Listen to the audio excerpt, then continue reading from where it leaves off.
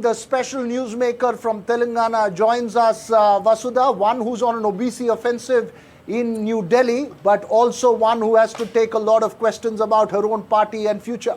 Absolutely, Veera. We have a special guest with us, BRS leader K Kavitha, joining us right now to speak about something that she's been raising, OBC reservations and her own brand of politics. Thank you, K Kavitha ma'am, for speaking to NDTV, for your time. And thank you so much for being part of this broadcast.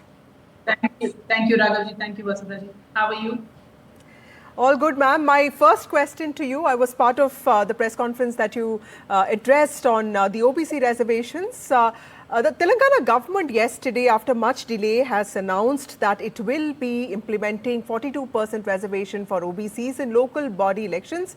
This is soon after you announced your protests, the Rail Roko agitation that you were planning on the 17th of this month. Do you see this as a victory for your political protest, or do you see this taking away the sting out of your OBC push? How do you see this announcement by the government? I'm a very optimistic person. Whichever victory comes my way, I don't shy away from claiming it. And certainly, I believe this is a Telangana Jagruti's victory. We've been constantly voicing out OBC concerns. And Vasudha ji, whenever a government comes in with a lot of poll promises, if they deliver on those promises without being prompted too many times, that can be claimed as a government's victory.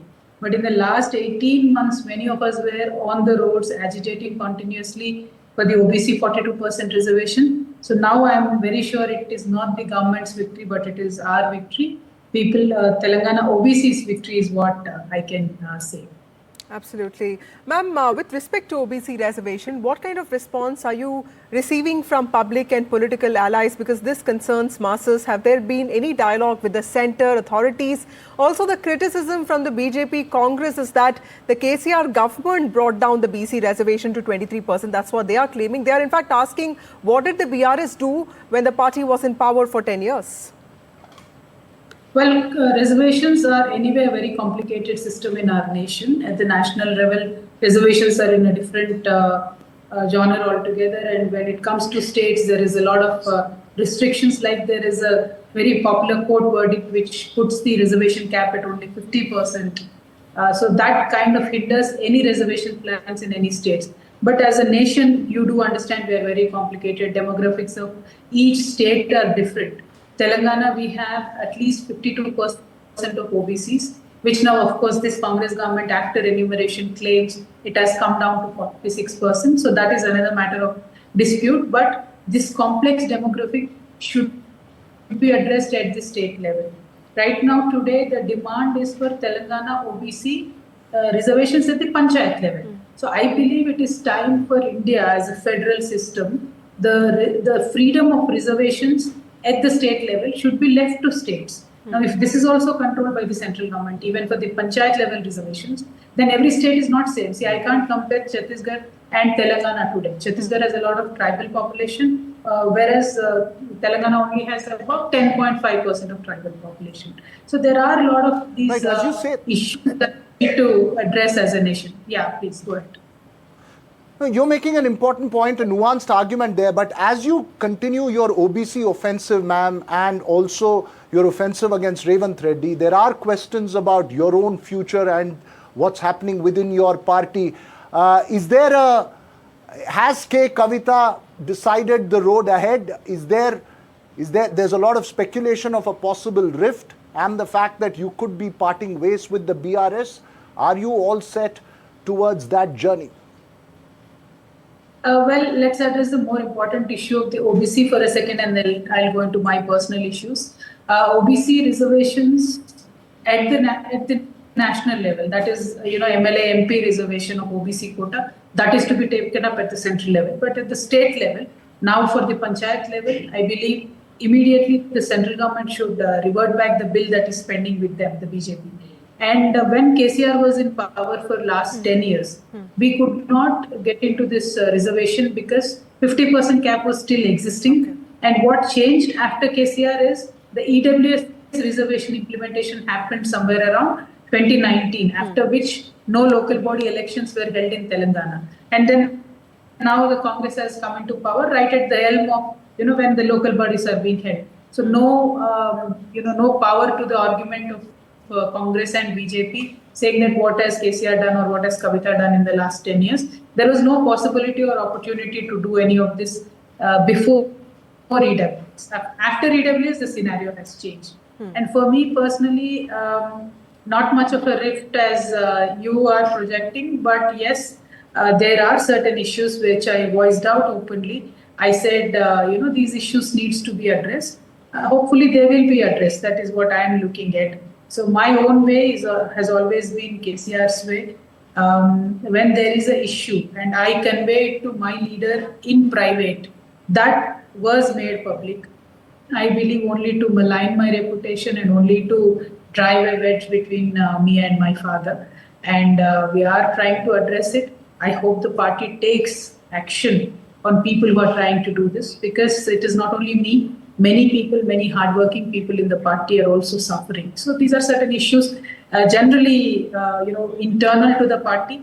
Unfortunately, they are made public, not by me, but somebody else. So now I am, bearing the burden of, the proof. So it is unfortunate to talk about these issues in public, but, it is what it is. So would it be fair to say that you're hoping that there would be a rapprochement, there would be a tiding over of this speculated rift, as you're saying, which has come out in public despite you not wanting it coming out in public? Raghavji, you have seen me from almost 15, 16 years, I believe, even when we were fighting for Telangana and post that, etc. So all of us as a unit fought for the formation of the state, and then after the formation of state, people of Telangana have blessed us with an opportunity, to be in the government for 2 consecutive terms. And during that entire time, we have seen a surge in the development of Telangana across the nation. So all of this has happened because all of us put in a lot of efforts, blood, sweat, personal time, etc., into the party. So now when everybody builds a party with so much of love and affection, and it is being spoiled by certain, segments or I don't know what to call them, these guys. So these guys needs to be put in their place, and some time, I hope the leader will take note of these things and take some action. Right. Ma'am, also I there are don't want to reports push of you further on saying this, that ma'am, a but just very section briefly, I of just want to ask you, leaders tried you to know- merge your party with the BJP. That's what some reports actually said when you were in jail. Can you explain who were these leaders and who brought this proposal to you, and what do you want to convey to your party leadership? Well, I would not want to name the names, but it is a fact. See, I was inside. I have no idea what happened outside, who proposed what happened, but a proposal was brought to me saying that you would be able to. I know the matter is sub judice. I really don't want to land in much more trouble because I was separated from my kids for quite a long time, and it was pretty traumatic. But yes, there was a proposal that was brought to me when I was inside, saying that you can only get out if there is a possible merger or whatever with the Bharatiya Janata Party, for which I categorically rejected, saying that BRS is a party with 75 lakh workers.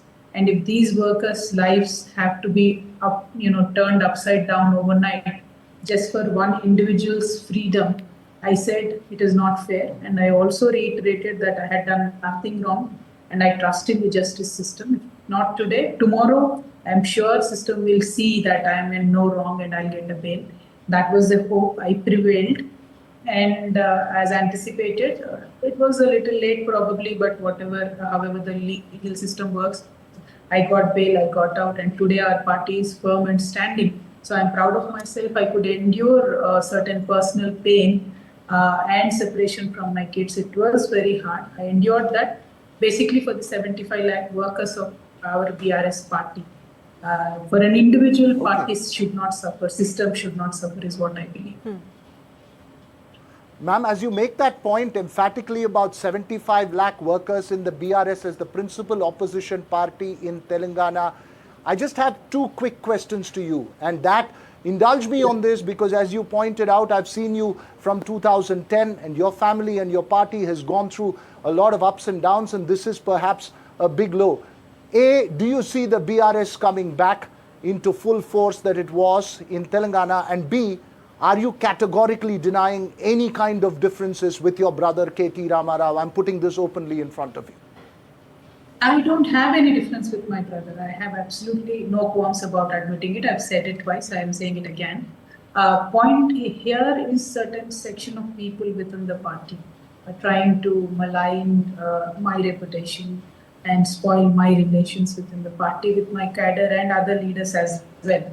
It is not only me. Silently, there are many people suffering, and unfortunately, fortunately, my issue came out in open because they were trying to expose the letter that I wrote to my father, which I always do from very young age. Even from 10th class, I write to my father. So it's a special relation that we have.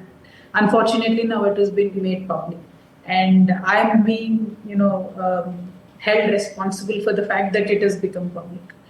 So these kind of people who do these things need to be put in their place, and I really have no issues with my brother. And two, the question that you asked, BRS is certainly going to come back to power. The Congress government here, within a time of 18 months, has fell to the lowest possible point. I've never seen any chief minister being, getting such a bad name in such a short span of time. And if you remember, election campaign of Congress party, Sonia ji, Rahul ji, Priyanka ji, Kharge ji, all of them were here. They were signing contracts which were then published in the front page of every popular newspaper saying we are going to give you these 6 guarantees, etc. So none of them being implemented. They're in a very bad shape right now, Congress. Right. So I'm very confident BRS is bouncing back to power. Right. Ma'am, you've also many times said that you will accept only Mr. KCR, your father, as the leader of your leader, but and nobody else in the party. Do you see yourself changing that position anytime in the future? How do you look at your own future? Because I may not have seen you fight for Telangana, but I've seen you with the Batukamma, or for that matter, speaking in the parliament. I mean, tell me, how do you look at your own politics from here? Well, see, my father is my hero. I have joined politics. I have come into the Telangana movement with not an intention of becoming a politician, but just, with a flow that all of us should, with a very patriotic feeling that all of us should fight for the state.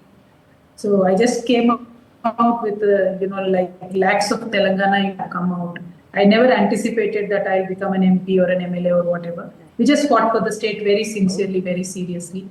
And yes, he is the only leader that I can accept in the party because the magnanimity that he has and the vision that he has for the state or in general for the nation. None of us or nobody else in the party has risen to that level.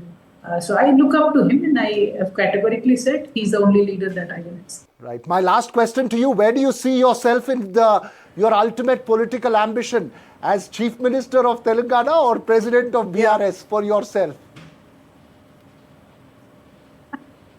See, time is a very funny thing, Raghavji. We have no idea where it will take us. All I understand is that we have to keep putting in the hard work required and the empathy that we need for the people and their issues. I will continue to do that. Let us see where time will take me. Absolutely. Kavitha ma'am, because BJP and Congress both are powerful alternatives to the BRS in Telangana state. You are a popular leader. How do you see the prospects of both of them, reaching out to you? Ma'am, BJP right now is not very popular because despite winning 8 MPs and 8 MLAs, they are not able to get us a single rupee in the budget to the state, and none of the important projects are given national project status. And if you look at this latest issue of the OBC bill, now BJP in the last time in elections promised that they will make a BC CM face in Telangana. But now when it comes to giving local body reservations, they're not helping the people, Telangana OBCs. So whatever they say or whatever they promise and whatever they deliver, people now understand that there is a lot of difference. So BJP does not look like he's on the rise, but unfortunately Congress is falling so fast that BJP is bound to get some benefit out of it. So I don't see these two parties being a competition to BRS. BRS will certainly come back to power.